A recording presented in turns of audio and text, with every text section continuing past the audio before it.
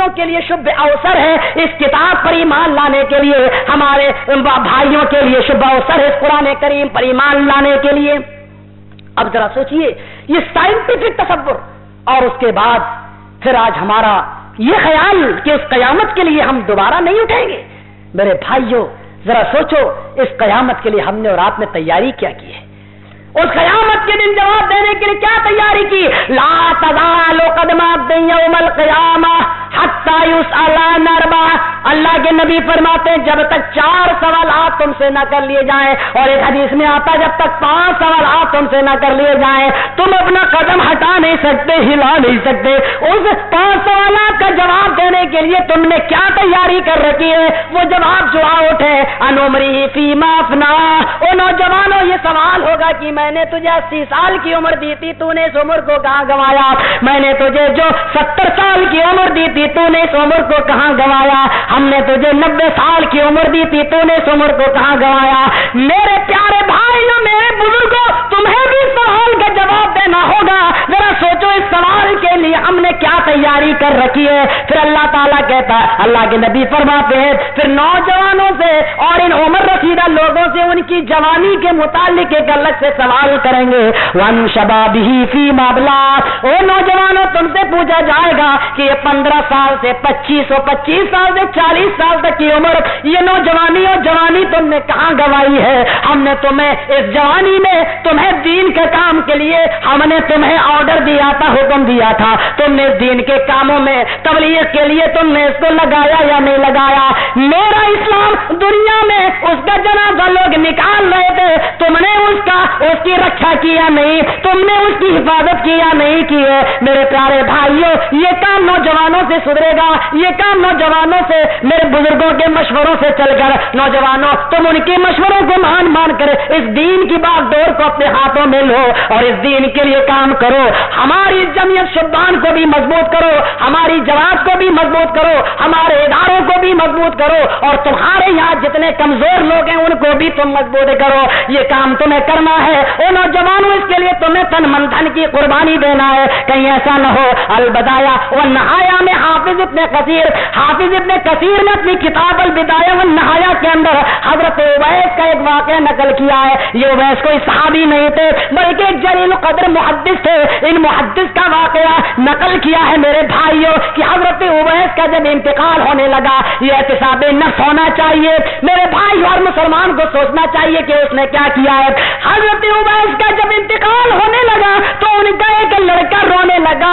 باپ نے کہا بیٹے کیوں روتے ہو؟ فرمایا کہ ابو جان آپ مرض الموت میں مبتلا ہیں، آپ بیمار ہیں اور میں نہ رہوں، اپنے باپ کی حالت کو دیکھ کر میں کیسے نہ رہوں؟ فرمایا بیٹے رونے کی ضرورت نہیں، میں 3rd کلاس سے 1st کلاس کی طرف جا رہا ہوں، میں 3rd کلاس سے 1st گریڈ کی طرف جا رہا ہوں۔ ان کی بہن نے جب یہ جملہ سنا تو وہ بھی رونے لگی، اور ان کی بہن نے کہا میرے بھائی جان جا تو رہے ہو ٹھیک ہے لیکن تمہاری محبت میں آنسو آ رہے ہیں۔ فرمایا میری بہن تم بھی میرے بیٹے کی طرح رونے لگی، تمہیں تو چاہیے کہ میرے بیٹے کو تسلی دو۔ فرمایا او میری بہن تم کیوں روتی ہو؟ بہن نے جواب دیا کہ فطری محبت ہے بھائی کی، اس لیے میں رو رہی ہوں۔ فرمایا کہ میری بہن تم رو نہیں اور یہ نہ سمجھو کہ میں کسی دوسری جگہ جا رہا ہوں، اے میری بہن میں اس 3rd کلاس سے 1st کلاس کی طرف جا رہا ہوں، اور مجھے امید ہے کہ میرا رب مجھے اپنے دریائے رحمت میں لے گا، اپنے رحم کی چادر میں مجھے لپیٹے گا، اس لیے کیا ہے میری بہن تمہیں رونے کا موقع نہیں دیتا۔ آج میں اپنی ایک نیکی بتاتا ہوں جو میں بتانا نہیں چاہتا تھا۔ اے میری بہن تم رو نہیں، میں نے گھر کے اس کونے میں جہاں میری چارپائی بچھی ہوئی ہے، جہاں میری روح نکلنے والی ہے، میں نے گھر کے اس گوشے میں 18,000 مرتبہ قرآن کی تلاوت کی ہے، میں نے اس گھر کے کونے میں 18,000 مرتبہ قرآن کریم کو پڑھا ہے۔ اے میری بہن مجھے امید ہے کہ میرا رب اس کثرت تلاوت کی وجہ سے مجھے انشاءاللہ ضرور اپنی رحمت کی چادر میں لے گا۔ اور میری بہن تمہیں رونے کی ضرورت نہیں۔ میرے بھائیوں وہ 18,000 مرتبہ قرآن پڑھتے تھے پھر بھی ان کی بہنیں روتی تھی، ان کے بیٹے روتے تھے، اور ان کو اپنے رب کی رحمت کی امید ہوا کرتی تھی۔ اور آج تم زندگی میں 100 قرآن نہیں پڑھ پاتے ہو، آج تم زندگی زندگی کے اندر 1000 قرآن بھی ختم نہیں کر پاتے ہو، اور آج تو چلے جاتے ہو، تمہارے جانے کے بعد 10-15 دن کے بعد تمہارے گھروں میں خوشیاں ہم منانے لگتے ہیں، لوگ ماتم کو چھوڑ دیتے ہیں۔ کاش میرے پیارے بھائیوں تم نے اپنے نفس کا احتساب کیا ہوتا اور اپنے نفس کے بارے میں سوچا ہوتا کہ اس نفس سے بھی حساب و کتاب ہوگا۔ ایسے ہی میرے بھائیو حضرت ادریس کے بارے میں جو جلیل القدر ایک محدث گزرے اس زمانے کے، ان کا واقعہ نقل کیا ہے البدایہ والنہایہ کے اندر لکھا ہے کہ جب ان کا انتقال ہونے لگا تو ان کا بیٹا پھوٹ پھوٹ کے رونے لگا۔ انہوں نے کہا میرے بیٹے تم جس کونے میں رو رہے ہو اس کونے میں میں نے 4000 مرتبہ قرآن پڑھ کر ختم کیا ہے، تمہیں رونے کی ضرورت نہیں بلکہ میرے لیے دعائیں مغفرت کرو۔ اور میرے بھائیو میں ان نوجوانوں کے اور ان بزرگوں کے واقعات تمہارے سامنے رکھ رہا ہوں تاکہ تم اپنی جوانی سے قرآن کثرت سے پڑھو اور نماز کی پابندی کرتے ہوئے، نماز کا اہتمام کرتے ہوئے میرے بھائیوں تم بھی اپنی عاقبت کو سنوار سکو، تم بھی اپنی آخرت کو سنوار سکو۔ اور آؤ میرے پیارے بھائیوں، اس دنیا میں سب سے اچھا انسان وہ ہے کہ جو قیامت کے لیے تیاری کرے اور اپنی زبان سے کسی بھائی کو تکلیف نہ دے، اپنے زبان سے کسی بھائی کو تکلیف نہ دے۔ اللہ کے نبی جناب محمد رسول اللہ صلی اللہ علیہ وسلم نے فرمایا کہ میں جہنمی 4 جہنمیوں کے بارے میں تمہیں آگاہ کر دیتا ہوں۔ 4 جہنمی ایسے ہوں گے جہنم کے اندر، اور امام کائنات کا فرمان سنو، اللہ کے نبی فرماتے جہنم میں 4 قسم کے جہنمی ایسے ہوں گے جو جہنم کے اندر جل رہے ہوں گے اور جہنم کے اندر بہت بری طریقے سے عذاب میں مبتلا ہوں گے، اور جب وہ چلائیں گے تو ان 4 قسم کے جہنمیوں سے، ان 4 قسم کے جہنمیوں سے دوسرے جہنمی لوگوں کو بھی تکلیف ہو رہی ہوگی۔ جہنم میں جو اور لوگ ہوں گے ان 4 قسم کے جہنمیوں سے ان اور جہنمیوں کو بھی پریشانی ہو رہی ہوگی، ایذا ہو رہی ہوگی، یہاں تک کہ وہ سارے کے سارے جہنمی پکار اٹھیں گے اے اللہ تو نے اس جہنم کے اندر ان 4 قسم کے لوگوں کو ڈال دیا ہے، اے اللہ ان کے رہنے سے مجھے تکلیف ہو رہی ہے، اے اللہ کہ یہ کون ہے، اے فرشتے مجھے بتلاؤ کہ یہ 4 قسم کے لوگ کون ہیں۔ میرے بھائیو جانتے ہو یہ 4 قسم کے لوگ کون ہوں گے؟ اللہ کے نبی نے فرمایا ایک وہ ہوگا کہ جس کے گلے میں آگ کا صندوق لٹکا ہوا ہوگا۔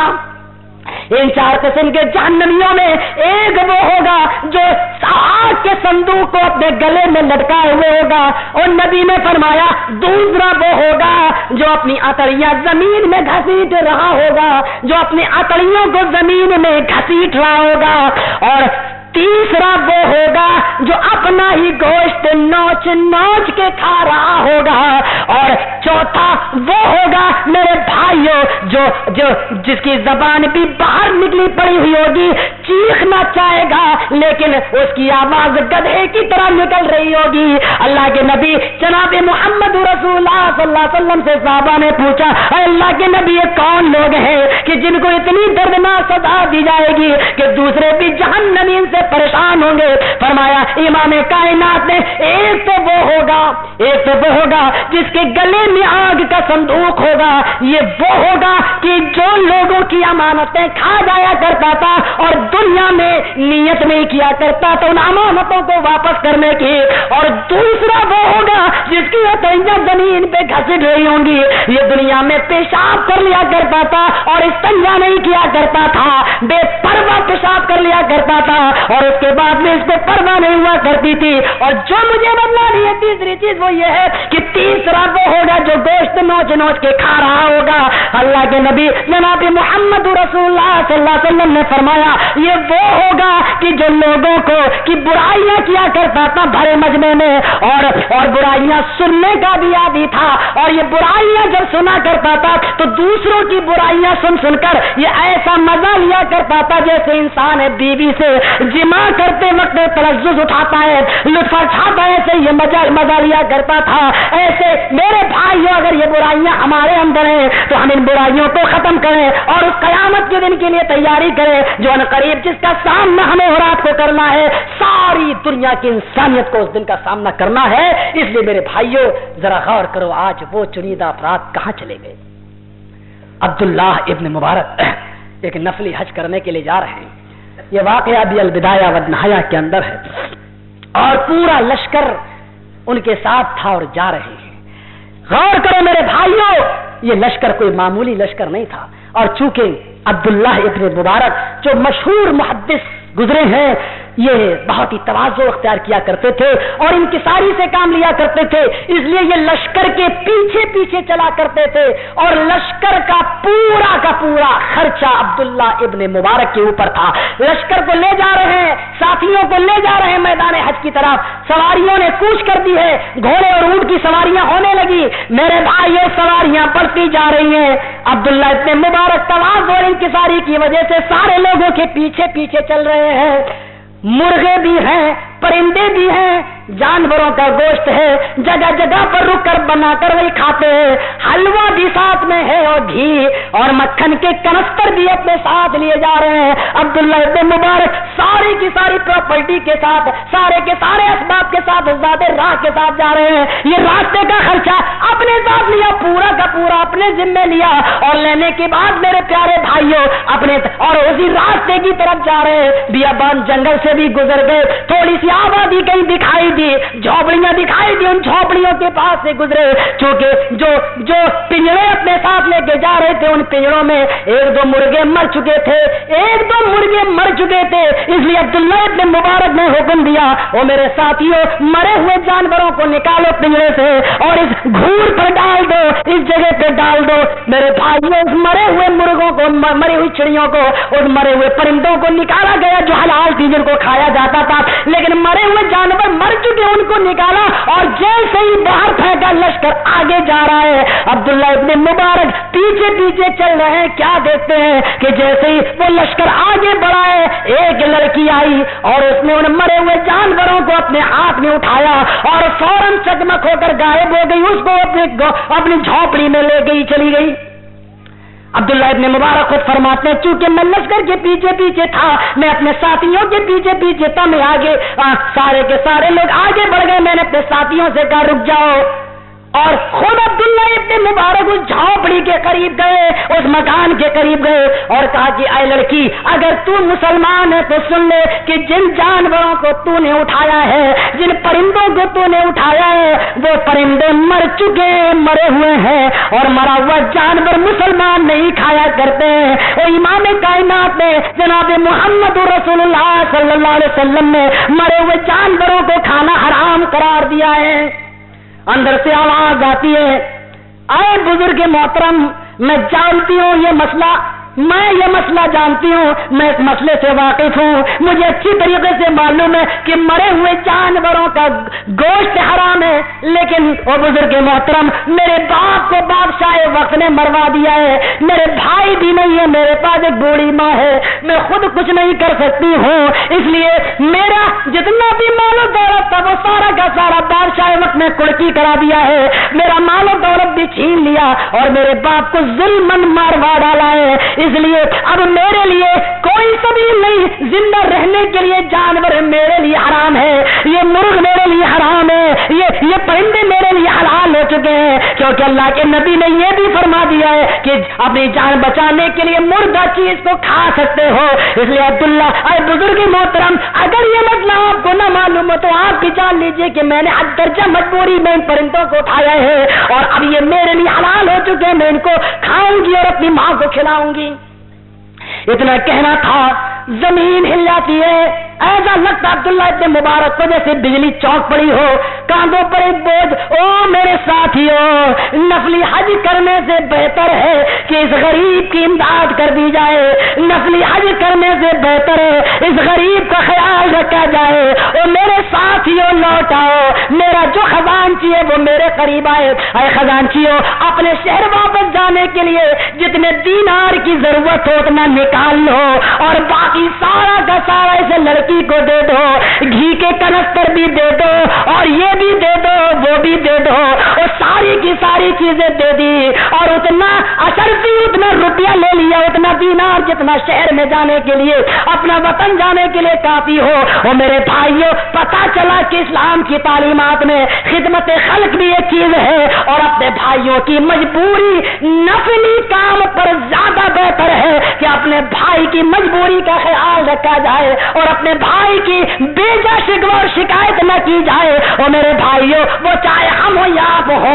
یہ بات کسی پر بھی فٹ ہو سکتی ہے، اس لیے ہم بھی اپنے آپ پہ کنٹرول کریں، تم بھی اپنے آپ پہ کنٹرول کرو، اور آؤ آج سے جلدی سے یہ تو پیمان لے کے اٹھو کہ ہمیں اب اپنے بھائیوں کے ساتھ ہمدردی رکھنا ہے، اپنے بھائیوں کے ساتھ مل کے چلنا ہے۔ عبداللہ ابن مبارک کے ان واقعات کو سامنے رکھو، اور میرے بھائیوں اب ذرا سوچو کہ یہی نیکیاں بروز قیامت میدان محشر میں ہمارے کام آئیں گی، کہ جس دن ہمیں اور آپ کو زندہ ہونا ہے، ہمیں اور آپ کو زندہ ہو کر دوبارہ اللہ کے سامنے جب پرستت ہونا ہے تو اللہ ہمارے حسابوں کا ہمارا جو حساب لے گا ہے میرے بھائیوں، ان عمرہ فیما افنا وان شبابہ فیما بلا، انہی میں تیسرا سوال یہ ہوگا، وان مالی، او میرے بندے میں نے تجھے جو مال دیا تھا وہ کہاں سے کمایا؟ حلال طریقے سے یا حرام طریقے سے؟ حلال طریقے سے کمایا تو کہاں خرچ کیا، اور حرام طریقے سے کمایا تو کہاں خرچ کیا؟ یہ ساری کی ساری باتیں اللہ پوچھے گا، کہاں سے کمایا تیسرا سوال، کہاں خرچ کیا چوتھا سوال، اور اس علم سے جو تو نے سیکھا لوگوں کو فائدہ پہنچایا یا نہیں پہنچایا؟ یہ 5 سوالات ہوں گے، اور میرے بھائیوں ان سوالات کی ہمیں اور آپ کو تیاری کرنی ہے، اور اس جنت میں جانے کے لیے اللہ سے سرٹیفکیٹ لینا، ان سوالات کا جواب دے کر اللہ ہم سب کے سوالات کو آسان فرما دے۔ میرے بھائیوں ذرا غور کریے اور دیکھیے کہ ہم لوگ کیسے دوبارہ زندہ ہوں گے۔ حذیر علیہ السلام کا واقعہ قرآن میں ہے، اور اسی واقعے کے اندر میں آپ کو ایک دوسری چیز بتاؤں گا جو آج ہمارے بھائیوں کو شک ہو رہا ہے۔ حضرت ابراہیم علیہ السلام نے کہا، اللہ اس بستی کے مرنے کے بعد کیسے تو دوبارہ آباد کرے گا، کیسے اس بستی کو دوبارہ زندہ کرے گا؟ انسان کے مرنے کے بعد انسان دوبارہ کیسے زندہ ہوگا؟ اللہ نے کہا، اے ابراہیم کیا تمہارا ایمان نہیں ہے؟ اے ابراہیم اولم تؤمن، کیا تم مومن نہیں ہو؟ کیا تمہارا ایمان نہیں ہے؟ تو کیا کہا ابراہیم علیہ السلام نے؟ بلا اے اللہ ایمان تو ہے، اے اللہ میں مانتا تو ہوں کہ مرنے کے بعد تو دوبارہ زندہ کرے گا، لأطمئن قلبی، کہا اس لیے میں کہہ رہا ہوں تاکہ میرے دل کو اطمینان ہو جائے، اطمینان قلبی کے لیے میں یہ بات کہہ رہا ہوں۔ آج اگر کسی بھائی سے کہا جائے کہ میرے بھائی مجھے یہ چیز ذرا دکھلا دو، کہتا ہوں تمہیں مجھ پہ یقین نہیں ہے؟ میرے بھائیو ساری باتیں یقین سے نہیں ہوتی ہیں، کچھ باتیں اپنے دل کو اطمینان دلانے کے لیے ہوتی ہے۔ اللہ لطمئن قلبی، تاکہ میرے دل کو اطمینان مل جائے، قلبی کے لیے بات کہہ رہا ہوں۔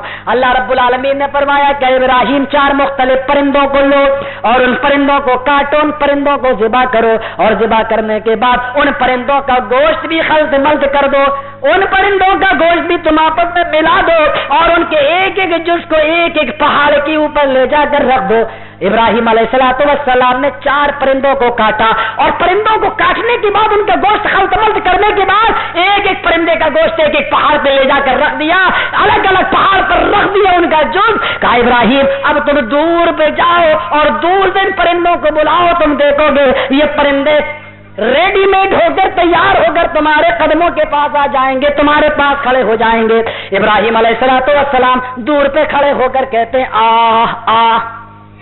جو ہی ابراہیم علیہ السلام نے ان کو پکارا اور پرندے ابراہیم علیہ السلام کے سامنے، اللہ رب العالمین ان کے اندر ہڈی ڈال رہا ہے، ان کے اندر گوشت کا پہنا رہا ہے، اور اللہ رب العالمین جو کا تو ان کو تیار کر رہا ہے۔ ابراہیم علیہ السلام نے اپنی آنکھوں سے ان پرندوں کو ریڈی میڈ ہوتے ہوئے تیار ہوتے ہوئے ان کو دیکھ لیا اور کہا اللہ تیری قدرت پہ یقین ہے، اللہ مرنے کے بعد تو دوبارہ زندہ کرے گا۔ اللہ نے کہا ابراہیم اسی طریقے سے میں مرنے کے بعد انسان کو دوبارہ زندہ کروں گا۔ میرے بھائیوں، جو اللہ اس ماں کے پیٹ کے اندر تمہاری ماں کھانا کھا رہی تھی اور اللہ رب العالمین اس ماں کے پیٹ میں تمہاری آنکھیں بنا رہا تھا، تمہاری ماں کھانا کھا رہی تھی اور اللہ تمہاری ماں کے پیٹ کے اندر تمہارا بھیجا بنا رہا تھا، تمہاری ماں کھانا کھا رہی تھی، اور اللہ وہ اللہ جو حکم الحاکمین ہے تمہاری ماں کے پیٹ میں تمہارے ہاتھ بنا رہا تھا، یہ سارا کام اللہ پہلی مرتبہ کر سکتا ہے تو دوبارہ کیا وہ تمہیں پیدا نہیں کر سکتا؟ کیا دوبارہ نہیں بنا سکتا؟ جو ایک مرتبہ ریڈی میڈ کر دے، جو ایک مرتبہ بنا دے، کیا دوبارہ اس کے لیے مشکل ہو سکتا ہے؟ نہیں نہیں، میرے بھائیو جس طریقے سے تم زمین میں دانا ڈالتے ہو، جس طریقے سے زمین میں وہ دانا تو پھوٹتا ہے اور اس دانے کے بعد گلنے اور سڑنے کے بعد بھی اس کلی سے جب دیکھیے آپ جب وہ بالی نکلتی ہے تو ایک گیہوں تم زمین میں ڈالتے ہو تو سڑنے اور گلنے کے بعد اس سے 100 دانے اللہ پیدا کر دیتا ہے۔ اسی طریقے سے اللہ کہتا ہوں میرے بندو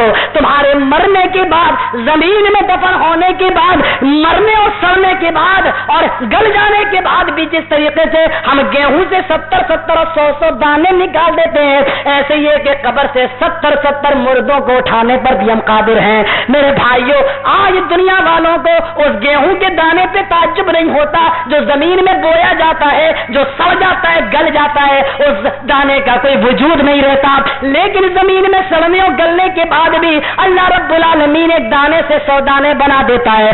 ایسی چکی ہمیں سائنسدانوں نے نہیں دی ہے، اور سائنس کی چکی میں 100 کلو گیہوں ڈالو تو 100 کلو آٹا نکال دے، اور سائنس کی چکی میں 10 کلو چاول ڈالو تو 10 کلو پسان باہر نکال دے، 20 کلو گیہوں ڈالو تو 20 کلو آٹا باہر نکال دے، 50 کلو ڈالو تو 100 کلو نہ نکالے گی۔ اللہ کہتا او کائنات والو، دنیا والو، ہم نے تمہیں ایک ایسی چکی دی ہے زمین کہ جس زمین کے اندر تم ایک دانہ ڈالتے ہو ہم 100 دانے پیدا کر دیتے ہیں، ایک چاول ڈالتے ہو ہم 100 چاول بنا دیتے ہیں۔ او میرے بھائیو، پھر اس ذات کو چھوڑ کر، پھر اللہ رب العالمین کو چھوڑ کر پھر تم ان کو پکارتے ہو کہ جو ایک چاول کے دانے کو بنانے پر بھی قادر نہیں ہے، جو گیہوں کا ایک دانہ بنانے پر بھی قادر نہیں ہے، اور نہ مانو تو اللہ چیلنج دیتا ہے کہ تم ایک نہیں، 2 نہیں، ساری کائنات کے لوگ مل جائیں، بلکہ بڑے سے بڑے اور چھوٹے سے چھوٹے مل جائیں، چھوٹے سے چھوٹا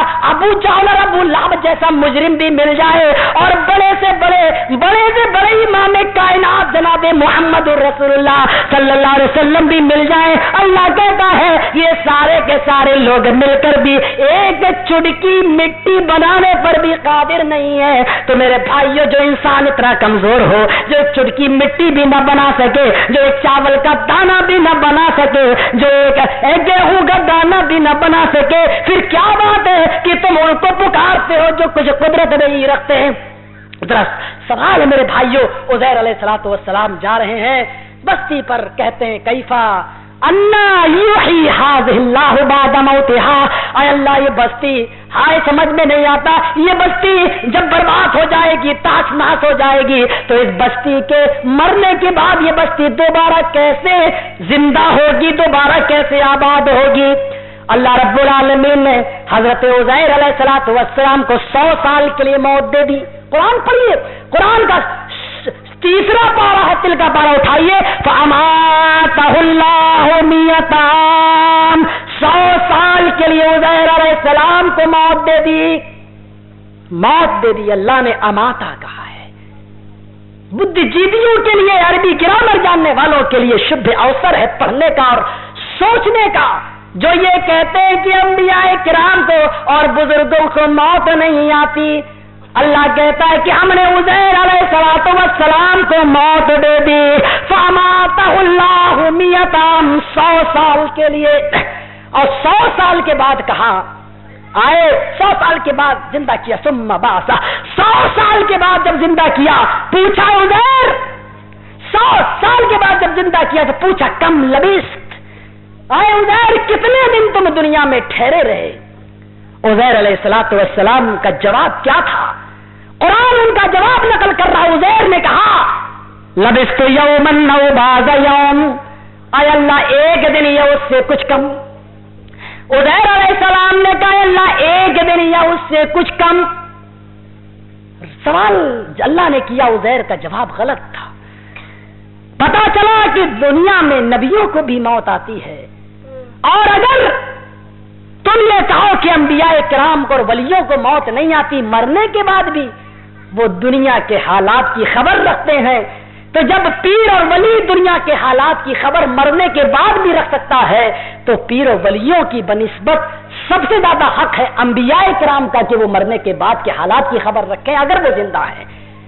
اور اگر عزیر مرنے کے بعد زندہ ہوتے تو عزیر کا جواب یہ ہونا چاہیے تھا، اللہ 100 سال میں مرا رہا، یہی نا جواب ہونا چاہیے تھا۔ عزیر کا جواب کیا ہے؟ اللہ ایک دن یا اس سے کچھ کم. بھائی عزیر علیہ السلام اگر مرے نہیں تھے اور زندہ تھے تو ان کا جواب کیا ہونا چاہیے؟ 100 سال. یہ بھی نہیں سمجھ پا رہے ہیں ہمارے بھائی.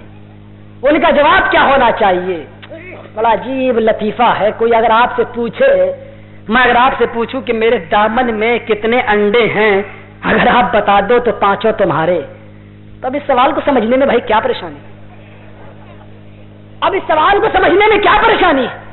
اگر میں آپ سے یہ پوچھوں کہ میرے دامن میں کتنے انڈے ہیں، اگر بتا دو تو 5 تمہارے، اب کہو نہیں میں سمجھ نہیں پایا، پھر سے پوچھو. اب اس سوال کے سمجھنے میں کیا دقت ہے؟ عزیر علیہ السلام کو موت دے دی اور مرنے کے بعد بھی اگر کوئی نبی زندہ ہوتا، پیر و ولی اگر مرنے کے بعد بھی دنیا کے حالات کی خبر رکھنے والے ہوتے تو پھر عزیر علیہ السلام نبی تھے، ان کو زیادہ خبر ہونی چاہیے تھی. تو عزیر علیہ السلام جب دنیا کی خبر رکھتے تو ان کا جواب یہ ہونا چاہیے تھا اللہ 100 سال. لیکن اللہ کہتا عزیر نے رانگ آنسر دیا، رانگ جواب دیا، غلط جواب تھا ان کا، وہ جواب صحیح نہیں تھا. عزیر نے کہا لبثت یوما او بعض یوم، اے اللہ ایک دن یا اس سے کچھ کم. اللہ نے کہا بل لبثت 100 عام، اے عزیر نہیں کہ 100 سال تم ٹھہرے رہے، تم زمین پہ رکے رہے، تم مرے رہے 100 سال. اللہ نے رائٹ کیا ہے اس جواب کو، اللہ نے صحیح کیا ہے. اللہ جانتا تھا کہ میرے نبی کی امت کے اندر بھی ایسے لوگ پیدا ہوں گے جو نبیوں کے اور پیروں کے اور ولیوں کے موت کے قائل نہیں ہوں گے. اس لیے اللہ نے یہ نہیں کہا کہ عزیر کو پردہ کرا دیا، کہا فَأَمَاتَهُ اللَّهُ 100 عام. مات یمیتو کے معنی مرنا اور امات یمیتو کے معنی موت دینا. فَأَمَاتَهُ اللَّهُ 100 عام. اللہ کہتا ہم نے اس عزیر کو 100 سال کے لیے مار ڈالا، 100 سال کے لیے موت دے دی تاکہ بدھ جیویوں کے لیے اور عربی گرامر سمجھنے والوں کے لیے کوئی دقت پیش نہ ہو. اب سنو، جب عزیر 100 سال کے بعد زندہ کیے گئے، پوچھا اے عزیر دیکھو اب اس بستی کو، یہ بستی کیسی ہے؟ عزیر علیہ السلام نے جب یہ سنا 100 سال بعد، اور ہم نہیں اللہ کہہ رہا ہے 100 سال بعد، تو جب دائیں بائیں دیکھا تو کہا یہ بستی تو ایسی نہیں تھی، سکہ بھی بدل چکا ہے، کرنسی بھی بدل چکی ہے، لوگ بھی بدل چکے ہیں. 100 سال کا پیریڈ بھائی، 100 سال کا زمانہ کوئی معمولی زمانہ نہیں ہوتا ہے. 100 سال کا زمانہ، اس پوری آبادی بدل گئی، سب کچھ بدل گیا. اب ذرا غور کیجئے گا، 100 سال کے بعد جب اللہ نے عزیر کو زندہ کیا، اب کا انظر الی حمارک، آئے عزیر اپنے گدھے کی طرف دیکھ، الی طعامک و شرابک، اپنے کھانے کی طرف دیکھ، اپنے پینے کی چیز کی طرف دیکھ. 150 سال کا پیریڈ. ہے سائنس دانوں نے ایک فریج بنائی ہے، فریج میں زیادہ سے زیادہ 1 مہینہ کوئی چیز آپ رکھ سکتے ہیں، 2 مہینہ رکھ سکتے ہیں، 4 مہینہ رکھ سکتے ہیں، 1 سال رکھ سکتے ہیں. 1 سال سے زیادہ کون رکھ سکتا بھائی فریج کے اندر بھی کوئی چیز؟ 100 سال کا پیریڈ. اللہ نے کہا اپنے گدھے کی طرف دیکھو، بالکل اس کا بیلنس پڑا ہوا، الگ پڑا ہوا، ہڈیاں الگ تھیں، اس کا ڈھانچہ ہی بکھرا پڑا تھا، گوشت الگ پڑا ہوا، ہڈیاں کہیں ہیں، کھال کہیں ہیں، آنکھیں کہیں ہیں، پوچھ کہیں پڑی ہوئی ہے، یعنی اسی کا لاوا ادھر ادھر پڑا ہوا تھا. کہا سنو، اللہ نے اس سارے کے سارے اس گدھے کے اعضاء کو جمع کیا. اے عزیر دیکھ، تیرے سامنے اس گدھے کو میں ریڈی میڈ کرتا ہوں، تیرے سامنے اس گدھے کو میں تیار کرتا ہوں. ہائے اللہ رب العالمین نے عزیر کے سامنے اس کا ڈھانچہ بنایا، ہڈیاں بنائی، اس کے ہڈیوں میں گوشت بنایا، اس کی آنکھوں میں روشنائی پیدا کی. اللہ رب العالمین نے اس کے دم کو بنایا. یہ ساری کی ساری چیزیں عزیر علیہ السلام کے سامنے ریڈی میڈ کر دی. اور تم نے کہا، گدھا دن دناتے ہوئے کھڑا ہو گیا. اب جب گدھا تیار ہو گیا، کہا عزیر ابھی چھٹی نہیں پائے ہو، اب اپنے کھانے کو بھی دیکھ لو. وہ 100 سال کا گوشت جو تم لے کے جا رہے تھے وہ سالن، 100 سال کا پیریڈ اور سڑا نہیں، 100 سال کا زمانہ اور جو کا تو کھانا بھی ویسے ہی جو کا تو ریڈی میڈ کھانا، جو کا تو ویسے ہی پیش کر دیا. عزیر یہ تیرا وہ کھانا ہے جو 100 سال پہلے تو لے کے جا رہا تھا اور گدھی کو مار ڈالا، میں نے تجھے بھی موت دے دی، کھانا بھی نہیں تھا. سنو، 100 سال کے بعد بھی وہی کھانا ہے، کوئی ہم نے اپنی طرف سے دوسرا نہیں بنایا، وہی کھانا. 100 سال کا ایک لمبا پیریڈ آج سسپیکٹ میں پڑ جاتے ہیں ہمارے سائنسداں اور ہمارے بہت سے ہندو بھائی بھی. میرے بھائیوں، میں اس لیے پوروک کہتا ہوں 100 سال کے اس کھانے پر تمہیں تعجب ہوتا ہے، بہت سونے تو، بلکہ ہم برا نہ مانے اگر آپ